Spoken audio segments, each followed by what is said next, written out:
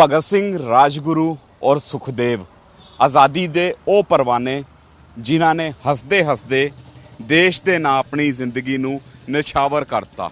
भगत सिंह एक इहो जी चिंगारी जिन्हां ने इंकलाब दी एक इहो जी लौ नूं जागृत किया कि उस तो बाद ਹੁੰਦਾ ਹੋਇਆ ਨਜ਼ਰ ਆਇਆ। ਲੇਕਿਨ ਉਹਨਾਂ ਦਾ ਜਿਹੜਾ ਜੀਵਨ ਰਿਹਾ, ਉਹਨਾਂ ਦੇ ਜਿਹੜੇ ਸਿਧਾਂਤ ਰਹੇ, ਉਸ ਨੂੰ ਅੱਜ ਵੀ ਫੋਲੋ ਕਰਨ ਦੀ ਜ਼ਰੂਰਤ ਹੈ, ਉਸ ਨੂੰ ਅੱਜ ਵੀ ਆਪਣੇ ਜੀਵਨ ਦੇ ਵਿੱਚ ਅਪਣਾਉਣ ਦੀ ਜ਼ਰੂਰਤ ਹੈ ਤਾਂ ਕਿ ਆਪਾਂ ਵੀ ਇਸੀ ਢੰਗ ਦੇ ਨਾਲ ਆਪਣਾ ਜੀਵਨ ਗੁਜ਼ਾਰ ਸਕੀਏ ਜਿਸ ਢੰਗ ਦੇ ਨਾਲ ਸ਼ਹੀਦ ਆਜ਼ਮ ਭਗਤ ਸਿੰਘ, ਰਾਜਗੁਰੂ ਔਰ ਸੁਖਦੇਵ ਨੇ ਆਪਣਾ ਜੀਵਨ ਬਿਤਾਇਆ ਸੀ।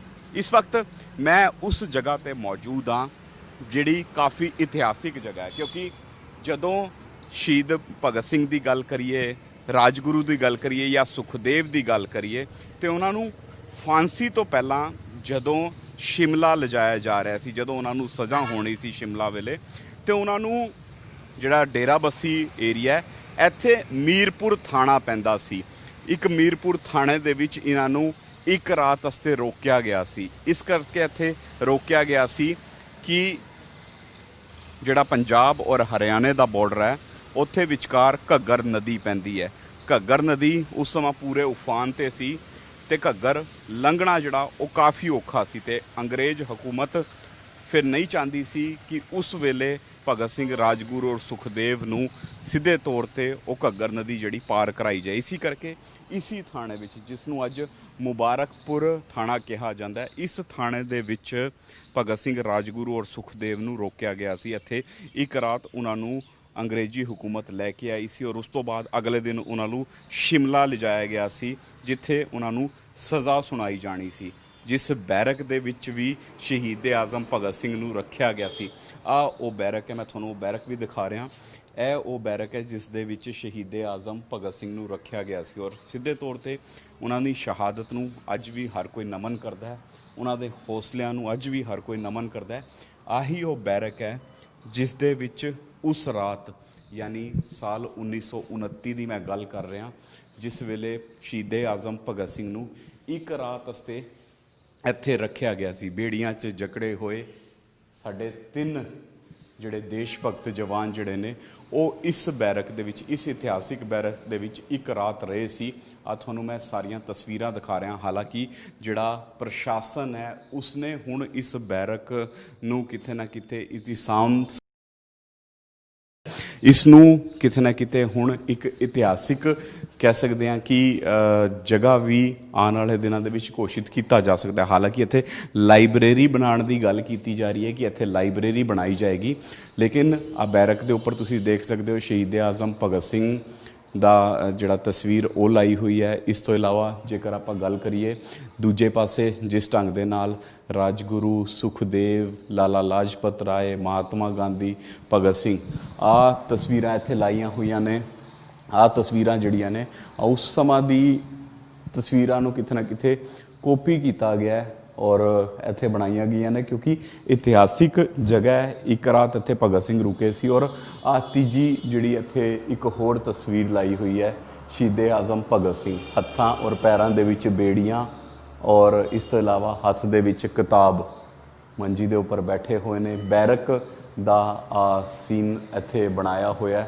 ਦੂਜੇ ਪਾਸੇ ਆ ਬੈਰਕ ਦੇ ਦਰਵਾਜ਼ੇ ਬਣੇ ਹੋਏ ਨੇ, ਤੁਸੀਂ ਵੇਖ ਵੀ ਸਕਦੇ ਹੋ ਜਿਸ ਢੰਗ ਦੇ ਨਾਲ ਇੱਥੇ ਕਲਾਕ੍ਰਿਤੀ ਦੇ ਨਾਲ ਕਿਤੇ ਨਾ ਕਿਤੇ ਸ਼ਹੀਦਾਂ ਦੀ ਯਾਦ ਨੂੰ ਤਾਜ਼ਾ ਕਰਨ ਦੀ ਕੋਸ਼ਿਸ਼ ਕੀਤੀ ਜਾ ਰਹੀ ਹੈ। ਇਸ ਤੋਂ ਇਲਾਵਾ ਸ਼ਹੀਦ ਆਜ਼ਮ ਭਗਤ ਸਿੰਘ ਦੀ ਇੱਥੇ ਇੱਕ ਬੁੱਤ ਵੀ ਬਣਾਇਆ ਹੋਇਆ, ਜੈ ਹਿੰਦ।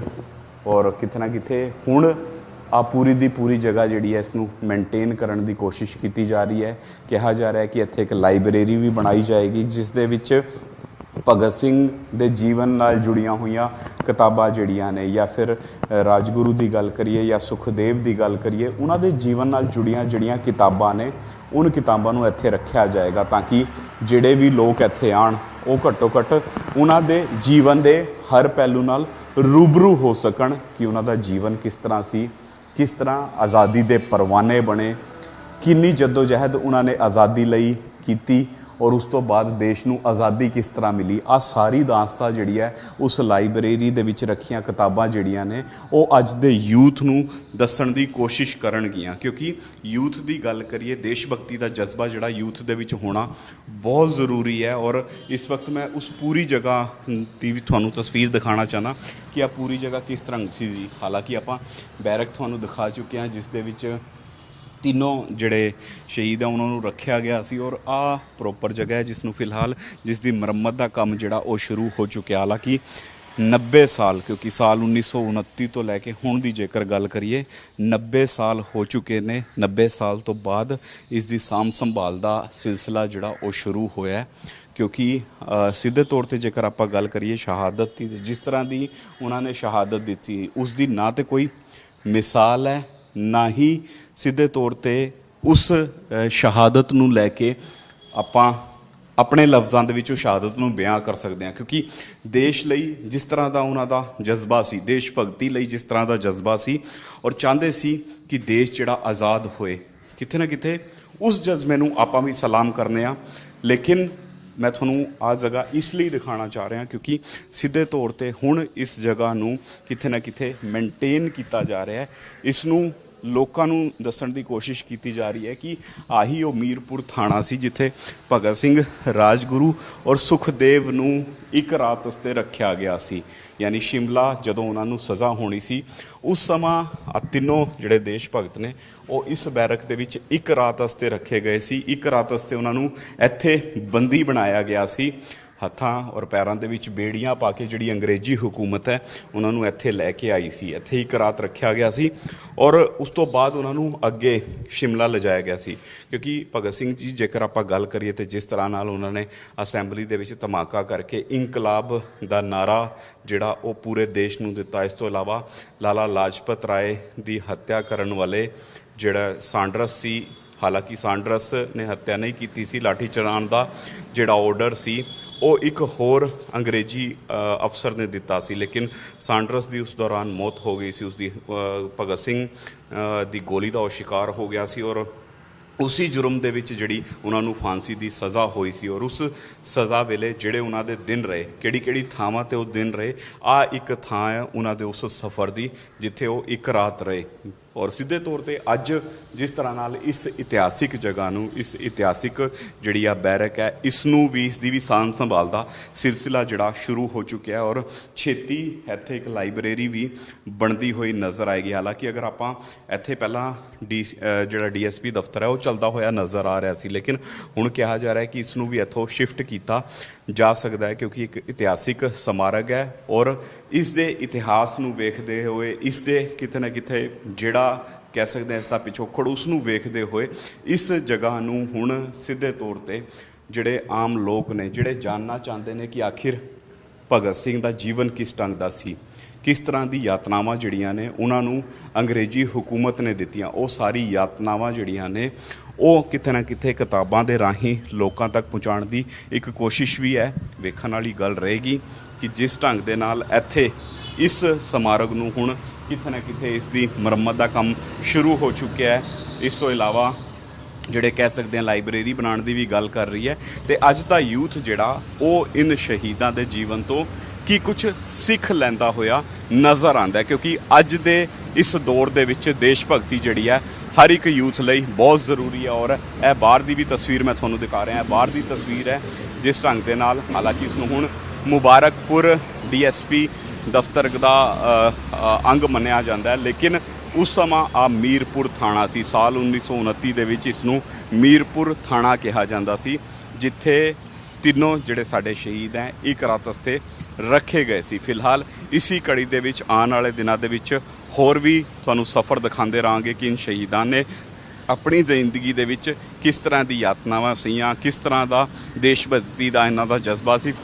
ਇਸ ਅਗਰ ਯਾਦਗਾਰੀ ਕਾਰਾਗਾਰ ਦੀ ਆਪਾਂ ਗੱਲ ਕਰੀਏ ਤੇ ਸਿੱਧੇ ਤੌਰ ਤੇ ਜਿਸ ਢੰਗ ਦੇ ਨਾਲ ਹੁਣ ਇਸ ਨੂੰ ਰੈਨੋਵੇਟ ਕੀਤਾ ਜਾ ਰਿਹਾ। ਔਰ ਇਤਿਹਾਸ ਬਾਰੇ ਜੇਕਰ ਆਪਾਂ ਗੱਲ ਕਰੀਏ, ਜਿਸ ਢੰਗ ਦੇ ਨਾਲ ਕਿਹਾ ਜਾਂਦਾ ਹੈ ਕਿ ਇਤਿਹਾਸ ਦੇ ਪੰਨਿਆਂ ਦੇ ਵਿੱਚ ਸ਼ਹੀਦ ਭਗਤ ਸਿੰਘ ਦੀ ਗੱਲ ਕਰੀਏ, ਰਾਜਗੁਰੂ ਦੀ ਗੱਲ ਕਰੀਏ ਜਾਂ ਸੁਖਦੇਵ ਦੀ ਗੱਲ ਕਰੀਏ, ਤੇ ਉਹਨਾਂ ਦੇ ਹਰ ਇੱਕ ਜਿਹੜਾ ਵੀ ਉਹਨਾਂ ਦਾ ਕਹਿ ਸਕਦੇ ਹਾਂ ਕ੍ਰਾਂਤੀਕਾਰੀ ਸਫ਼ਰ ਰਿਹਾ ਜਾਂ ਫਿਰ ਜਿਹੜਾ ਉਹਨਾਂ ਦਾ ਜੀਵਨ ਰਿਹਾ, ਉਸ ਦੀ ਤਸਵੀਰ ਜਿਹੜੀ ਹੈ ਉਹ ਬਿਆਨ ਹੈ। ਲੇਕਿਨ ਮੀਰਪੁਰ ਦੀ ਤਸਵੀਰ ਕਿੱਥੇ ਕਿੱਥੇ ਜਿਹੜੀ ਹੈ ਧੁਮਿਲ ਜੀ ਨਜ਼ਰ ਆਉਂਦੀ ਹੈ। ਲੇਕਿਨ ਅਗਰ ਆਪਾਂ ਫੈਕਟਸ ਦੀ ਗੱਲ ਕਰੀਏ ਤਾਂ ਜਿਸ ਢੰਗ ਦੇ ਨਾਲ ਜਿਸ ਜਗ੍ਹਾ ਆ ਥਾਣਾ ਮੌਜੂਦ ਹੈ, ਅਗਰ ਉੱਥੋਂ ਦੀ ਗੱਲ ਕਰੀਏ, ਉਸ ਦੇ ਬਿਲਕੁਲ ਨਾਲ ਹੀ ਰੇਲਵੇ ਸਟੇਸ਼ਨ, ਜਿਹੜੇ ਕਿ ਸਭ ਤੋਂ ਪਹਿਲਾਂ ਅਗਰ ਆਪਾਂ ਅੰਗਰੇਜ਼ੀ ਹਕੂਮਤ ਦੀ ਗੱਲ ਕਰੀਏ, ਉਹ ਵੀ ਥਾਂ ਲੱਭਦੇ ਸੀ ਜਿੱਥੇ ਰੇਲਵੇ ਸਟੇਸ਼ਨ ਕਾਫੀ ਨਜ਼ਦੀਕ ਹੋਏ, ਰੇਲਵੇ ਟਰੈਕ ਜਿਹੜਾ ਕਾਫੀ ਨਜ਼ਦੀਕ ਹੋ ਰਿਹਾ। ਇਸ ਤੋਂ ਇਲਾਵਾ ਉਸ ਸਮਾਂ ਦਾ ਇੱਕ ਗੈਸਟ ਹਾਊਸ ਵੀ ਇੱਥੇ ਕਾਫੀ ਨੇੜੇ ਹੈ, ਤੇ ਸਬੂਤ ਮਿਲਦੇ ਹੈ ਕਿ ਇੱਥੇ ਉਹਨਾਂ ਨੂੰ ਰੱਖਿਆ ਗਿਆ ਸੀ ਰਾਹਦਾਰੀ ਦੇ ਤੌਰ ਤੇ। ਇੱਕ ਦਿਨ ਇੱਥੇ ਰੱਖਿਆ ਗਿਆ ਸੀ। ਇੱਥੋਂ ਦੇ ਜਿਹੜੇ DSP ਹੈ ਗੁਰਬਖਸ਼ੀਸ਼ ਸਿੰਘ ਜੀ ਸਾਡੇ ਨਾਲ ਨੇ। ਮਾਨ ਸਾਹਿਬ, ਤੁਸੀਂ ਇੱਕ ਵੱਡਾ ਉਪਰਾਲਾ ਕੀਤਾ ਕਿ ਇਸ ਯਾਦਗਾਰੀ ਜਿਹੜੀ ਕਾਰਾਗਾਰ ਹੈ ਇਸ ਨੂੰ ਰੈਨੋਵੇਟ ਕਰ ਰਹੇ ਹੋ, ਲਾਇਬ੍ਰੇਰੀ ਵੀ ਇੱਥੇ ਬਣਾਈ ਜਾ ਰਹੀ ਹੈ। ਸਰ, ਕਦੋਂ ਚੇਤੇ ਆਇਆ ਕਿ ਹਾਂ ਆਪਾਂ ਉਪਰਾਲਾ ਇੱਥੇ ਕਰਨਾ ਹੈ ਤਾਂ ਕਿ ਸਾਡੇ ਜਿਹੜੀ ਯੂਥ ਹੈ ਉਸ ਨੂੰ ਵੀ ਪਤਾ ਲੱਗ ਸਕੇ ਕਿ ਸਾਡੇ ਜਿਹੜੇ ਸ਼ਹੀਦ ਸੀ, ਜਿਨ੍ਹਾਂ ਨੇ ਆਪਣੀ ਛੋਟੀ ਜਿਹੀ ਉਮਰ 'ਚ ਦੇਸ਼ ਦੇ ਨਾਂ ਆਪਣੀ ਜ਼ਿੰਦਗੀ ਜਿਹੜੀ ਨਿਛਾਵਰ ਕਰਤੀ, ਤਾਂ ਕਿ ਉਹ ਵੀ ਉਹਨਾਂ ਦੇ ਜੀਵਨ ਤੋਂ ਕੁਝ ਕਹਿ ਸਕਦੇ ਹਾਂ ਸਿੱਖ ਲੈ ਸਕਣ ਕਿ ਹਾਂ ਉਹਨਾਂ ਨੇ ਵੀ ਜੀਵਨ ਦੇ ਵਿੱਚ ਅੱਗੇ ਕੀ ਕਰਨਾ ਹੈ ਔਰ ਕਿਸ ਢੰਗ ਨਾਲ ਵਧਣਾ ਹੈ। ਇਹ ਜਦੋਂ ਮੇਰੀ ਪੋਸਟਿੰਗ ਹੋਈ ਨਾ ਜੀ ਇੱਥੇ, ਜਦੋਂ ਮੈਂ ਆਇਆ ਸੀਗਾ ਤਾਂ ਪਹਿਲੇ ਦਿਨ ਮੈਂ ਜਦੋਂ ਆ ਕੇ ਦੇਖਿਆ ਇੱਥੇ, ਤਾਂ ਉਸ ਤੋਂ ਮੈਂ ਇੱਥੇ ਸਟਾਫ ਨੂੰ ਪੁੱਛਿਆ ਕਿ ਇਹ ਕੀ ਹੈ ਅਤੇ ਇਸ ਦੇ ਬਾਰੇ ਇੱਥੋਂ ਦੇ ਲੋਕਾਂ ਦੇ ਨਾਲ ਵੀ ਗੱਲਬਾਤ ਹੋਈ। ਤਾਂ ਉਹਨਾਂ ਨੇ ਵੀ, ਉਹਨਾਂ ਦਾ ਦੱਸਣ ਮੁਤਾਬਕ ਇਹ ਹੈ ਕਿ ਇੱਥੋਂ ਸ਼ਹੀਦ ਭਗਤ ਸਿੰਘ ਨੂੰ ਇੱਕ ਰਾਤ ਲਈ ਇੱਥੇ ਰੱਖਿਆ ਗਿਆ ਸੀਗਾ, ਉਹ ਰਾਹਦਾਰੀ ਦੇ ਵਿੱਚ ਬੰਦ ਕਰਾਇਆ ਸੀਗਾ। ਇਹ ਥਾਣਾ ਵਾਕਈ ਹੀ ਪੁਰਾਣਾ ਹੈ, ਨੋ ਡਾਊਟ ਇਹ ਅੰਗਰੇਜ਼ਾਂ ਵੇਲੇ ਦਾ ਬਣਿਆ ਹੋਇਆ, ਔਰ ਅੰਗਰੇਜ਼ਾਂ ਦੇ ਵੇਲੇ ਜਿਹੜਾ ਇੱਥੋਂ ਤੱਕ ਦਾ ਕਮਿਊਨੀਕੇਸ਼ਨ ਹੁੰਦਾ ਸੀ ਉਹ ਥਰੂ ਰੇਲਵੇ ਹੁੰਦਾ ਸੀਗਾ। ਤਾਂ ਇਹਦਾ ਰੇਲਵੇ ਸਟੇਸ਼ਨ ਕਾਫੀ ਨੇੜੇ ਹੈ, ਬਿਲਕੁਲ ਉਹਦੇ ਉੱਪਰ ਬਣਾਇਆ ਗਿਆ ਹੈ। ਸੋ ਇਹ ਚੀਜ਼ਾਂ ਉਦੋਂ ਧਿਆਨ ਵਿੱਚ ਆਈਆਂ ਕਿ ਥਾਣਾ ਵੀ ਪੁਰਾਣਾ ਹੈ, ਅਤੇ ਬਾਕੀ ਇਹ ਇਤਿਹਾਸ ਦੇ ਵਿੱਚ ਕਿਤੇ ਨਾ ਕਿਤੇ ਗੱਲ ਜੁੜਦੀ ਹੈ ਕਿ ਸ਼ਹੀਦ ਆਜ਼ਮ ਨੂੰ ਸ਼ਾਇਦ ਇੱਥੇ ਰੱਖਿਆ ਗਿਆ ਹੋਵੇ। ਸੋ ਇਹ ਦਿਨ ਪਹਿਲੇ ਤੋਂ ਹੀ ਇਸ ਗੱਲ ਦੀ ਚੇਟਕ ਲੱਗ ਗਈ ਸੀ ਕਿ ਜੇਕਰ ਕਿ ਇਹ ਇਤਿਹਾਸ ਦੇ ਨਾਲ ਗੱਲ ਜੁੜਦੀ ਹੈ ਤਾਂ ਇਹਨੂੰ ਮੇਨਟੇਨ ਕਰਨਾ ਜਾਂ ਇਹਨੂੰ ਅਪਗ੍ਰੇਡ ਕਰਨਾ ਸਾਨੂੰ ਚਾਹੀਦਾ ਹੈ। ਤਾਂ ਕੁਝ ਸਮੇਂ ਦੇ ਬਾਅਦ ਕੁਝ ਮਸਰੂਫੀਅਤ ਸੀਗੀ, ਉਸ ਤੋਂ ਬਾਅਦ ਕੋਵਿਡ ਦੀ ਡਿਊਟੀ ਚੱਲ ਪਈ, ਅਤੇ ਉਸ ਸਮੇਂ ਤੋਂ ਬਾਅਦ ਫਿਰ ਮੇਰੇ ਕੋਲੇ ਅਚਾਨਕ ਇੱਕ ਦਿਨ 2 ਨੌਜਵਾਨ ਆਏ, ਉਹ ਕਹਿੰਦੇ ਜੀ ਅਸੀਂ ਇੱਥੇ ਲਾਇਬ੍ਰੇਰੀ ਸਟੈਬਲਿਸ਼ ਕਰਨੀ ਹੈ ਸੈੱਲ ਦੇ ਵਿੱਚ। ਤਾਂ ਮੈਂ ਉਹਨਾਂ ਨੂੰ ਬੇਨਤੀ ਕੀਤੀ ਕਿ ਆਪਾਂ ਲਾਇਬ੍ਰੇਰੀ ਸੈੱਲ ਦੇ ਵਿੱਚ ਨਾ ਸਟੈਬਲਿਸ਼ ਕਰੀਏ, ਅਸੀਂ ਤੁਹਾਨੂੰ ਇੱਕ ਰੂਮ ਸੈਪਰੇਟ ਦੇ ਦਾਂਗੇ। ਮੈਨੂੰ ਵੀ ਇਸ ਗੱਲ ਦੀ ਖੁਸ਼ੀ ਹੈ, ਪਰ ਇਹਨੂੰ ਆਪਾਂ ਇੱਕ ਇਹਦੇ ਵਿੱਚ ਵਾਈਟ ਵਾਸ਼ ਵਗੈਰਾ ਕਰਵਾ ਕੇ ਇਹਦਾ ਅੰਦਰੋਂ ਇਹਦੀ ਦਿੱਖ ਅੱਛੀ ਬਣਾਈਏ ਵੀ, ਤਾਂ ਕਿ ਲੋਕ ਜਦੋਂ ਆਉਂਦੇ ਆ ਉਹਦੇ ਨਤਮਸਤਕ ਹੁੰਦੇ ਆ ਤਾਂ ਉਹਨਾਂ ਦੀਆਂ ਭਾਵਨਾਵਾਂ ਜਿਹੜੀਆਂ ਹੈਗੀਆਂ ਨੇ ਉਹ ਇਸ ਗੱਲ 'ਚ ਬਰਕਰਾਰ ਰਹਿਣ। ਬਿਲਕੁਲ, ਕਿਤੇ ਨਾ ਕਿਤੇ ਸਾਂਭ ਸੰਭਾਲ ਕਰਨ ਦੀ ਵੀ ਲੋੜ ਹੈ ਇਸ ਥਾਂ ਦੀ, ਕਿਉਂਕਿ ਇਤਿਹਾਸਿਕ ਥਾਂ ਹੈ ਔਰ ਕਿਤੇ ਨਾ ਕਿਤੇ ਲੋਕਾਂ ਦਾ ਇੱਕ ਕਹਿ ਸਕਦੇ ਹਾਂ ਕਿ ਲਗਾਵ ਵੀ ਹੈ ਸ਼ਹੀਦ ਭਗਤ ਸਿੰਘ ਦੇ ਨਾਲ। ਰਾਜਗੁਰੂ ਦੀ ਗੱਲ ਕਰੀਏ, ਸੁਖਦੇਵ ਦੀ ਗੱਲ ਕਰੀਏ, ਉਹਨਾਂ ਦੀ ਜਿਹੜੀ ਸ਼ਹਾਦਤ ਹੋਈ ਉਸ ਨੂੰ ਹਰ ਕੋਈ ਨਮਨ ਕਰਦਾ। ਆਪਾਂ ਵੀ ਆਪਣੇ ਚੈਨਲ ਰਾਹੀਂ ਉਹਨਾਂ ਦੀ ਸ਼ਹਾਦਤ ਨੂੰ ਨਮਨ ਕਰਦੇ ਹਾਂ, ਕਿਉਂਕਿ ਜਿਹੜਾ ਜਜ਼ਬਾ ਦੇਸ਼ ਭਗਤੀ ਦਾ ਉਹਨਾਂ ਦੇ ਅੰਦਰ ਸੀ, ਉਹ ਜਜ਼ਬਾ ਬਹੁਤ ਮੁਸ਼ਕਿਲ ਹੈ ਜੁਟਾ ਪਾਉਣਾ, ਜਿੰਨੀ ਛੋਟੀ ਉਮਰ ਦੇ ਵਿੱਚ ਜਿੰਨਾ ਵੱਡੇ ਕੰਮ ਉਹਨਾਂ ਨੇ ਦੇਸ਼ ਲਈ ਕੀਤੇ। ਸਰ, ਮੈਂ ਜਾਣਨਾ ਵੀ ਚਾਹੂੰਗਾ, ਰੈੱਡ ਕਲਰ ਇੱਥੇ ਲਾਲ ਰੰਗ ਕੀਤਾ ਗਿਆ ਹੈ, ਇਸ ਤੋਂ ਇਲਾਵਾ ਕਿਤੇ ਨਾ ਕਿਤੇ ਉਹੀ ਦਿੱਖ ਨਜ਼ਰ ਆ ਰਹੀ ਹੈ ਜਿਸ ਸਮਾਂ ਕਹਿੰਦੇ ਆ ਕਿ ਅੰਗਰੇਜ਼ੀ ਹੁਕੂਮਤ ਜਿਹੋ ਜਿਹੀ ਜੇਲ੍ਹਾਂ ਬਣਾਉਂਦੀ ਸੀ, ਕਿਆ ਉਸੀ ਦਿੱਖ ਨੂੰ ਇੱਥੇ ਮੇਨਟੇਨ ਰੱਖਿਆ ਜਾਏਗਾ? ਔਰ ਜੇਕਰ ਆਪਾਂ ਜਿਹੜੀ ਤੁਸੀਂ ਲਾਇਬ੍ਰੇਰੀ ਦੀ ਗੱਲ ਕਰ ਰਹੇ ਹੋ, ਉਹ ਲਾਇਬ੍ਰੇਰੀ ਇਹਨਾਂ ਦੇ ਜੀਵਨ 'ਤੇ ਆਧਾਰਿਤ ਜਿਹੜੀ ਕਿਤਾਬਾਂ ਉਹੀ ਉਸ 'ਚ ਦੇਖਣ ਨੂੰ ਮਿਲਣਗੀਆਂ ਬਈ ਕਿਸ ਤਰ੍ਹਾਂ ਦਾ ਇਹਨਾਂ ਦਾ ਜੀਵਨ ਰਿਹਾ, ਕਿਸ ਤਰ੍ਹਾਂ ਦੀ ਤਸ਼ੱਦਦਾਂ ਇਹਨਾਂ ਦੇ ਉੱਪਰ ਅੰਗਰੇਜ਼ੀ ਹੁਕੂਮਤ ਨੇ ਢਾਈਆਂ? ਹਾਂਜੀ, ਇਹਨੂੰ ਜਿਹੜੀ ਤੁਸੀਂ ਕਾਰਾਗਰ ਦੀ ਗੱਲ ਕੀਤੀ ਹੈ ਨਾ ਜੀ, ਕਾਰਾਗਰ ਦੇ ਵਿੱਚ ਅਸੀਂ ਤੁਸੀਂ ਦੇਖੋ ਬਕਾਇਦਾ, ਕਿਉਂਕਿ ਉਸ ਸਮੇਂ ਦਾ ਜਿਹੜਾ ਇੱਟ ਦਾ ਰੰਗ ਸੀਗਾ ਉਹ ਸਾਨੂੰ ਉੱਦਾਂ ਦਾ ਗੇਰੂਆ ਟਾਈਪ ਸੀਗਾ, ਉਹ ਇੱਟ ਉਦੋਂ ਦੀ ਬਣੀ ਹੋਏਗੀ, ਅਤੇ ਸਮੇਂ ਦੇ ਮੁਤਾਬਕ ਉਹ ਥੋੜ੍ਹੀ ਜਿਹੀ ਭੁਰ ਗਈ ਜਾਂ ਉਹਦੇ ਵਿੱਚੋਂ। ਸੋ ਅਸੀਂ ਉਸ ਨੂੰ ਉਸ 'ਤੇ ਰੰਗ ਇਹ ਇਸੇ ਕਰਕੇ ਕੀਤਾ ਹੈ ਕਿ ਵੀ ਇਹਦੀ ਉਹ ਦਿੱਖ ਕਿਤੇ ਨਾ ਕਿਤੇ ਥੋੜ੍ਹੀ ਬਹੁਤੀ ਅਸੀਂ ਉੱਦਾਂ ਰੱਖ ਸਕੀਏ। ਸੋ ਬਾਕੀ ਉਹ ਜਿਹੜੀਆਂ ਚੀਜ਼ਾਂ ਨੇ, ਇਹ ਪੇਂਟਿੰਗਸ ਨੇ, ਇਹ ਉਹ ਸ਼ਹੀਦ ਨੂੰ ਸਮਰਪਿਤ ਹੈ। ਇਹ ਖੈਰ ਮੇਰੇ ਆਉਣ ਤੋਂ ਪਹਿਲਾਂ ਦੀਆਂ ਬਣੀਆਂ ਨੇ। ਸੋ ਇਹਨੂੰ ਵੀ ਅਸੀਂ ਜਿਹੜਾ ਕੀ ਕਹਿੰਦੇ ਅੱਛੀ ਦਿੱਖ ਦੇਣ ਦੀ ਕੋਸ਼ਿਸ਼ ਕਰ ਰਹੇ ਹਾਂ। ਤੋ ਬਾਕੀ ਇਹਦੀ ਸਾਫ਼ ਸਫਾਈ ਇਹਨੂੰ ਐਜ਼ ਸੱਚ ਹੀ ਰੱਖਿਆ ਜਾਏਗਾ, ਇਹਦੇ ਵਿੱਚ ਐਡੀਸ਼ਨ ਕੁਛ ਕਿਸੇ ਚੀਜ਼ ਦੀ ਨਹੀਂ ਕੀਤੀ ਜਾਏਗੀ। ਔਰ ਜਿਹੜੀ ਦੂਸਰੀ ਗੱਲ ਤੁਸੀਂ ਲਾਇਬ੍ਰੇਰੀ ਦੀ ਆਖੀ ਹੈ, ਉਹਦੇ ਵਿੱਚ ਅਸੀਂ ਕਿਤਾਬਾਂ ਓਬਵੀਅਸਲੀ ਜਿਹੜੀ ਕੀ ਕਹਿੰਦੇ ਸਾਡੇ ਫਰੀडम ਸਟਰਗਲ ਹੈ ਉਹ ਮੂਵਮੈਂਟ ਦੇ ਨਾਲ ਜਿੰਨੀਆਂ ਜੁੜਦੀਆਂ ਨੇ, ਸ਼ਹੀਦ ਆਜ਼ਮ ਦੀ ਜ਼ਿੰਦਗੀ ਬਾਰੇ ਤਾਂ ਸਾਰਾ ਕੁਝ ਹੋਏਗਾ ਹੀ, ਔਰ ਇਸ ਤੋਂ ਇਲਾਵਾ ਜਿਹੜੇ ਸਾਡੇ ਹੋਰ ਵੀ ਸ਼ਹੀਦ ਹੋਏ ਆ ਜਿਨ੍ਹਾਂ ਨੇ ਸਾਨੂੰ ਸੇਧ ਦਿੱਤੀ ਹੈ ਔਰ ਸਾਡੇ ਦੇਸ਼ ਨੂੰ ਆਜ਼ਾਦ ਕਰਾਉਣ ਵਿੱਚ ਵੱਡੀ ਭੂਮਿਕਾ ਨਿਭਾਈ ਹੈ, ਅਸੀਂ ਉਹਨਾਂ ਦੀਆਂ ਕਿਤਾਬਾਂ ਔਰ ਵਰਲਡ ਵਾਈਡ ਜਿੱਥੇ ਜਿੱਥੇ ਵੀ ਕੋਈ ਉਹਨਾਂ ਦੀਆਂ ਸਟਰਗਲ ਮੂਵਮੈਂਟਸ ਜਾਂ ਫਰੀडम ਮੂਵਮੈਂਟਸ ਚੱਲੀਆਂ ਨੇ ਉਹ ਅਸੀਂ ਰੱਖਾਂਗੇ। ਔਰ ਇਹਦੇ ਨਾਲ ਕੁਝ ਹੋਰ ਵੀ ਜਿਵੇਂ ਜਿਵੇਂ ਲੋਕਾਂ ਦਾ ਰੁਝਾਨ ਵੱਧਦਾ ਜਾਏਗਾ ਜਾਂ ਕਿਸੇ ਦੀ ਡਿਮਾਂਡ ਵੱਧਦੀ ਜਾਏਗੀ ਇੱਦਾਂ ਰੱਖੋ, ਤਾਂ ਉਹਦੇ ਮੁਤਾਬਕ ਅਸੀਂ ਰੱਖਾਂਗੇ। ਸਰਕਾਰ ਨੂੰ ਵੀ ਕੋਈ ਤੁਸੀਂ ਅਪੀਲ ਕਰ ਰਹੇ ਹੋ ਕਿ ਸਰਕਾਰ ਵੀ ਇਸ ਥਾਂ ਦੀ ਜਿਹੜੀ ਕਹਿ ਸਕਦੇ ਆ ਇਤਿਹਾਸਿਕ ਮਹੱਤਵ ਹੈ ਉਸ ਨੂੰ ਵੇਖਦੇ ਹੋਏ ਕਿਤੇ ਨਾ ਕਿਤੇ ਕੁਝ ਉਪਰਾਲੇ ਇਹੋ ਜਿਹੇ ਕਰੇ ਤਾਂ ਕਿ ਹੋਰ ਲੋਕ ਵੀ ਆ ਕੇ ਇਸ ਜਗ੍ਹਾ ਦੇ ਦਰਸ਼ਨ ਕਰ ਸਕਣ? ਸਰਕਾਰ ਵੈਸੇ ਤਾਂ ਕਰ ਹੀ ਰਹੀ ਹੈ ਜੀ, ਪਰ ਮਤਲਬ ਮੇਰੇ ਲਿਖਣ ਦਾ ਕੋਈ ਉਹ ਨਹੀਂ ਹੈ, ਪਰ ਮੈਂ ਇਹ ਚਾਹੁੰਦਾ ਵੀ ਸਰਕਾਰ ਨਾਲੋਂ ਵੱਧ ਇਹ ਲੋਕਾਂ ਦੇ ਵਿੱਚ ਆਪ ਖੁਦ ਇੱਕ ਜਾਗਰੂਕਤੀ ਆਉਣੀ ਬਹੁਤ ਜ਼ਰੂਰੀ ਹੈ ਕਿ ਵੀ ਸਾਡੇ ਸ਼ਹੀਦਾਂ ਨੇ ਉਹਨਾਂ ਦੀ ਖਾਤਰ ਜਾਨਾਂ ਵਾਰੀਆਂ ਨੇ ਔਰ ਉਹਨਾਂ ਦੇ ਉਹ ਦਿਖਾਏ ਗਏ ਪੂਰਨਿਆਂ ਉੱਪਰ ਚੱਲਣ, ਉਹਨਾਂ ਦੀ ਜਿਹੜੀ ਸਿੱਖਿਆ ਦਿੱਤੀ ਹੈ ਉਹਨਾਂ ਨੇ ਉਸ ਦੇ ਉੱਤੇ ਆਪਦਾ ਚੱਲ ਕੇ ਜੀਵਨ ਬਤੀਤ ਕਰਨ।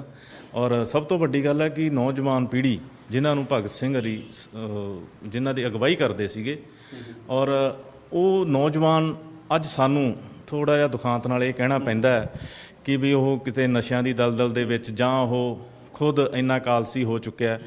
ਸੋ ਉਸ ਚੀਜ਼ ਨੂੰ ਅਸੀਂ ਚਾਹੁੰਦੇ ਹਾਂ ਕਿ ਉਹਨਾਂ ਦੇ ਵਿੱਚ ਉਹ ਜਜ਼ਬਾ ਵਾਪਸ ਆਵੇ। ਭਗਤ ਸਿੰਘ ਦੀ ਜੀਵਨੀ ਪੜ੍ਹ ਕੇ, ਸ਼ਹੀਦ ਊਧਮ ਸਿੰਘ ਬਾਰੇ ਜਾਂ ਕਰਤਾਰ ਸਿੰਘ ਸਰਾਭਾ, ਢੀਂਗਰੇ ਹਰਾਂ, ਇਹਨਾਂ ਦੀਆਂ ਜਿਹੜੀਆਂ ਕੀ ਕਹਿੰਦੇ ਜਿਹੜੇ ਸਾਡੇ ਨੌਜਵਾਨ ਪੰਜਾਬੀ ਜਿਨ੍ਹਾਂ ਨੇ ਆਪਦੀਆਂ ਜਾਨਾਂ ਵਾਰੀਆਂ ਨੇ ਉਹ ਅਜਾਈ ਨਾ ਜਾਣ। ਸੋ ਸਾਡੀ ਇਹ ਮਨਸ਼ਾ ਹੈ। ਬਿਲਕੁਲ, ਦੇਖੋ ਜਿਹੜੇ ਸਾਡੇ ਸ਼ਹੀਦ ਹੋਏ, ਜਿਹੜੇ ਸਾਡੇ ਕਹਿ ਸਕਦੇ ਹਾਂ ਕਿ ਜਿਨ੍ਹਾਂ ਨੇ ਆਜ਼ਾਦੀ ਦੀ ਲੜਾਈ ਦੇ ਵਿੱਚ ਆਪਣਾ ਸਭ ਕੁਝ ਦੇਸ਼ ਦੇ ਨਾਂ ਨਿਛਾਵਰ ਕਰਤਾ, ਉਹਨਾਂ ਨੇ ਜਿਹੜੀ ਸਾਨੂੰ ਕਹਿ ਸਕਦੇ ਹਾਂ ਜਿਹੜੀ ਸਿੱਖ ਦਿੱਤੀ ਹੈ ਉਸ ਨੂੰ ਫੋਲੋ ਕਰਨ ਦੀ ਲੋੜ ਹੈ। ਅੱਜ ਉਸ ਨੂੰ ਆਪਣੇ ਜੀਵਨ ਦੇ ਵਿੱਚ ਧਾਰਨ ਦੀ ਲੋੜ ਹੈ ਤਾਂ ਕਿ ਉਹਨਾਂ ਦੇ ਦਿਖਾਏ ਨਕਸ਼ੇ ਕਦਮ 'ਤੇ ਆਪਾਂ ਵੀ ਤੁਰ ਸਕੀਏ ਔਰ ਆਪਣੀ ਜ਼ਿੰਦਗੀ ਨੂੰ ਸਾਰਥਕ ਕਰ ਸਕੀਏ। ਕੈਮਰਾਮੈਨ ਮਨਦੀਪ ਸਿੰਘ ਦੇ ਨਾਲ ਵਿਨੀਤ ਕਪੂਰ, ANB ਨਿਊਜ਼, ਡੇਰਾਬੱਸੀ।